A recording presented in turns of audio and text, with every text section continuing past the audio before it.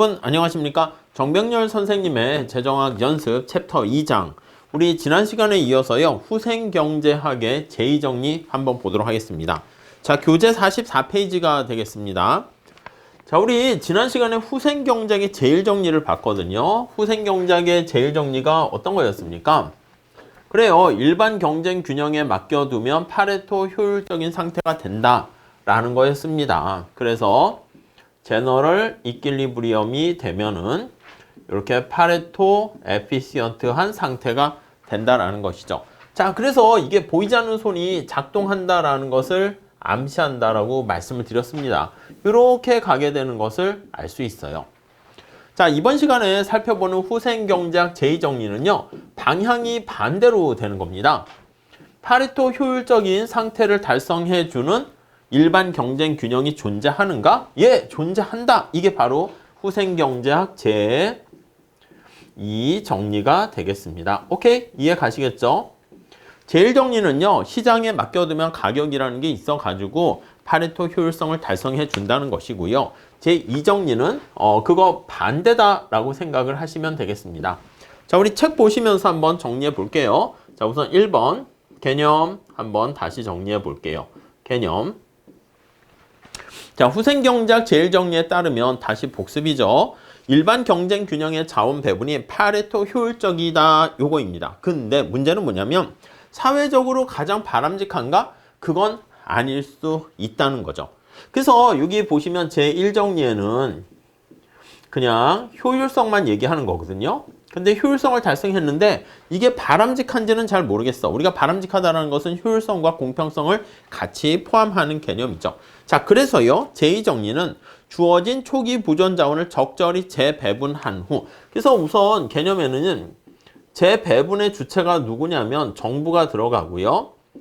초기 보존 자원을 재배분한다. 이런 개념이 들어가 있어요. 그래서 여기 약간 재배분한다는 개념에 공평성이라는 얘기가 담겨져 있습니다.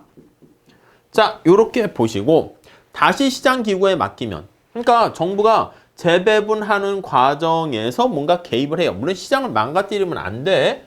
그런 다음에 정부가 재배분을 했습니다. 그 다음에 정부가 계속 뭐 북한처럼 이렇게 전부 다 관여하는 게 아니라 시장에 맡기는 겁니다.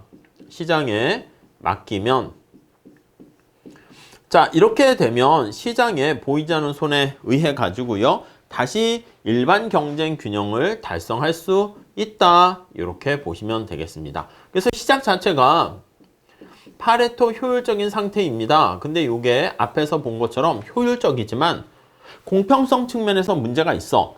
그래서 정부가 재배분을 통해서 공평성을 좀 더 추구합니다. 그 다음에 시장에 맡기게 되면 시장 가격 기구에 의해서 다시 일반 경쟁 균형으로 가게 된다라는 것이 후생경제학 제2정리입니다. 자, 시험 대비를 했을 때는요, 거기 박스에 보시면 개인들의 선호가 연속적이고 강단조성, 그것도 되는데 볼록성이라는 것 좀 잘 체크해 주세요. 제1정리와의 차이점으로 물어볼 수 있는 것은 이 볼록성, 요게 충족되어야 합니다. 선호에 대한. 오케이? 자, 그래서 그게 전제가 되었을 때, 그러니까 볼록성, 정부, 공평성, 재배분 이런 것들은 전부 다 후생경제학 제2정리랑 같이 연결시켜서 보셔야 되겠습니다. 자, 우리 설명을 한번 보도록 하겠습니다. 설명. 자, 간단하게 한번 볼게요. 자, 밑에 최초 보존 자원, 밑에 그림 왼쪽에 있는 거 한번 볼게요. 에즈워드 박스가 있습니다. 에즈워드 박스가 있고요. 여기 이렇게 계약 곡선이 이렇게 있습니다. 자, 그런데 초기 보존점이 거기 F점 보이십니까? F점 이렇게 돼 있어요. 자, 여기가 A라는 사람이 이렇게 있다라고 치고요. 여기가 이제 B라는 사람이 이렇게 있습니다. 자, A의 무차별 곡선은요, 거기 나와 있는 것처럼 색깔 맞춰 그릴까요? 이렇게 빨간 색깔로 이렇게 되어 있고요. B의 무차별 곡선은요, 이렇게, 잘 안 보이네. 이렇게 되어 있습니다. 오케이?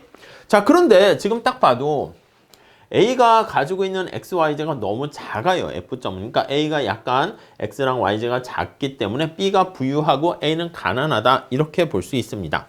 자, 지금 F점은 효율적인 상태입니다. 그런데 2번 볼까요? F점은 계약 곡선 상에 있는 점이기 때문에 자원 배분은 효율적입니다. 왜냐면 두 사람의 무차별 곡선이 이렇게 접했기 때문에, 그래서 계약 곡선 상에 있기 때문에 효율적이에요. 자, 그런데 but 대부분의 재화를 개인 B가 소비하고 있으니까 소득 분배가 불공평한 소득 분배를 가지고 있다라고 보시면 되겠습니다. 오케이? 자, 예를 들어 F점보다 소득 분배가 좀 더 공평한 H점으로 가려고 한다 합시다. 이 계약 곡선상에 약간 이거 넘어갔지? H점으로 간다라고 할게요. 근데 H점으로 간다라고 할 때 여러분들 정부가 만약에 이걸 막 조정을 할 때 이걸로 해서 이렇게 갈 필요가 없다는 거야. 이렇게 가면 좋긴 하겠지만 어떻게 해요? 그래요. 거기 나와 있는 것처럼 F점에서 뭔가 툭 던져줘. 거기 보시면 G점으로 보냅니다. 이렇게 G점으로 던져줍니다. G점 이렇게. 자, 그럴지라도요. G점에 던져주더라도 거기 보이시는 가격선이라는 게 존재해. 이렇게 가격선이라는 게 존재해서 보이지 않는 손이죠. 그래서 두 사람이 이렇게 다시 파레토 효율적인 상태로 가게 된다라고 보시면 되겠습니다. 그러니까 한번 퉁 재분배하고 요걸 따라가는 게 효율성 이렇게 얘기합니다. 자, 여기다 동그라미 쳐서 할게요. 요게 1번 나타내는 게 우리가 재분배를 통해서 정부가 개입을 하는 것이고, 여기 보이지 않는 손을 따라서 이렇게 가격에 의해서 G점에서 H점, 이게 H입니다. H점으로 가게 되는 거, 이게 바로 효율성을 나타냅니다.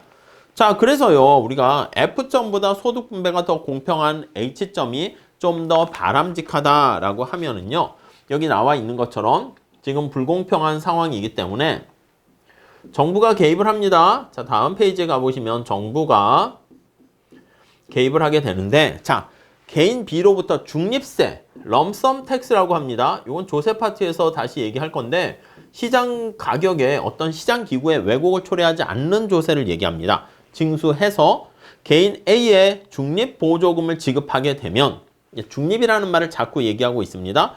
초기 부전점을 G점으로 이렇게 보내게 되는 거예요. 그래서 중립세 이렇게 또는 중립 보조금을 주는 거야. 그러니까 B한테 세금을 때려서 A한테 보조금을 주는데, 보조금을 주는 방법이 요거에 전부 다 중립이라는 얘기가 계속 얘기하지만 럼썸 텍스라는 게 요게 우리 뒤에 조세 파트에서 한다고 그랬죠. 시장에 왜곡이 없다 이렇게 보시면 돼요. 그래서 시장 하면 사실 가격이지. 시장 가격에 왜곡이 없는 이 뜻입니다. 그러니까 시장 가격에 왜곡이 없는 조세, 시장 가격에 왜곡이 없는 보조금을 지급해서 G점으로 재분배를 하게 되면은, 그 다음에 여기 나와 있는 것처럼 2번 여기 나와 있는 것처럼 요 가격선을 따라서 이게 PY분의 PX 예산선이 되는 거예요. 시장에 보이지 않는 손 가격선이 되는 겁니다.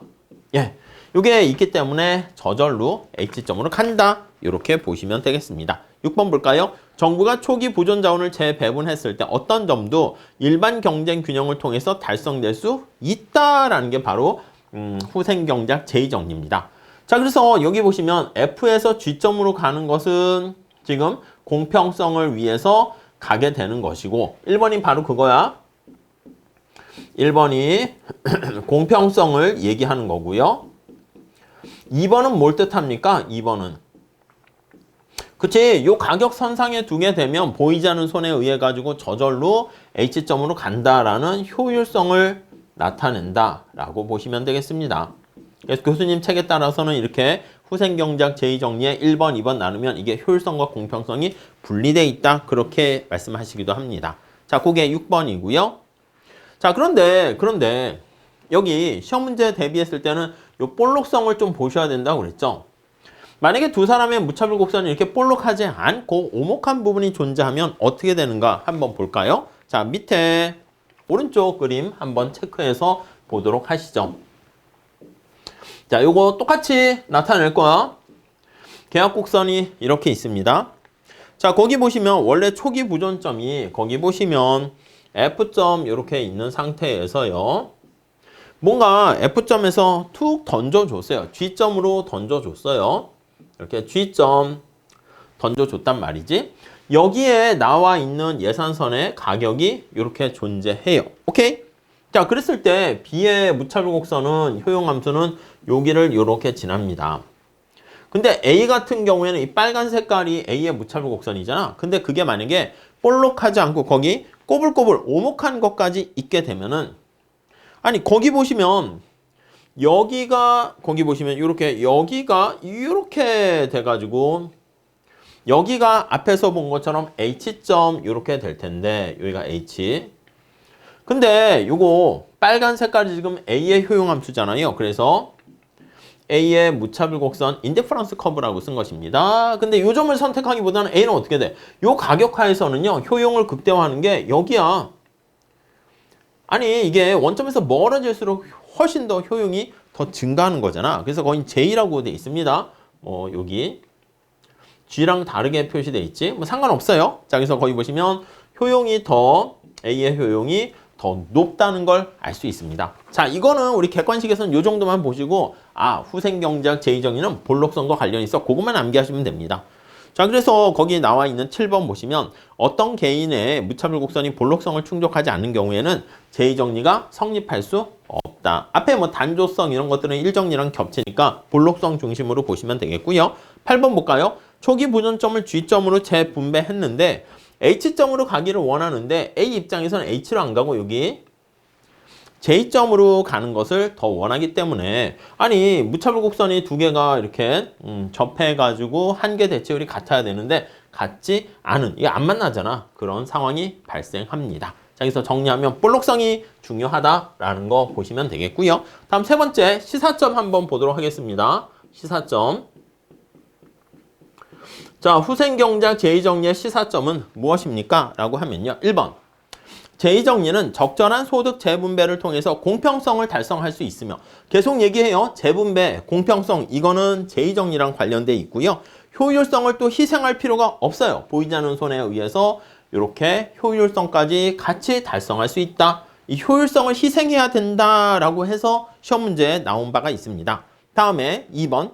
적절히 소득을 재분배하게 되면 어떠한 파레토 효율적인 배분도 시장 기구에 의해서 달성될 수 있기 때문에 여기 나와 있는 것처럼 분배와 효율성은 서로 분리될 수 있다. 그래서 효율성을 해치지 않으면서 그 얘기가 바로 분리될 수 있다. 그 뜻입니다. 단 전제 조건은 뭐다? 시장을 망가뜨리면 안 되지. 그래서 여기 나와 있는 것처럼 시장 가격에 왜곡이 없는 중립적인 럼썸 텍스나 서브시디를 제공해야 된다라고 보시면 되겠습니다. 자, 이렇게 해서 우리가 지난 시간에 이어서 후생경제학 제2정리 살펴봤거든요. 제1정리랑 같이 비교해서 자주 출제되고 있으니까 정리 잘 해주셨으면 좋겠습니다. 자, 여기까지 할게요. 감사합니다.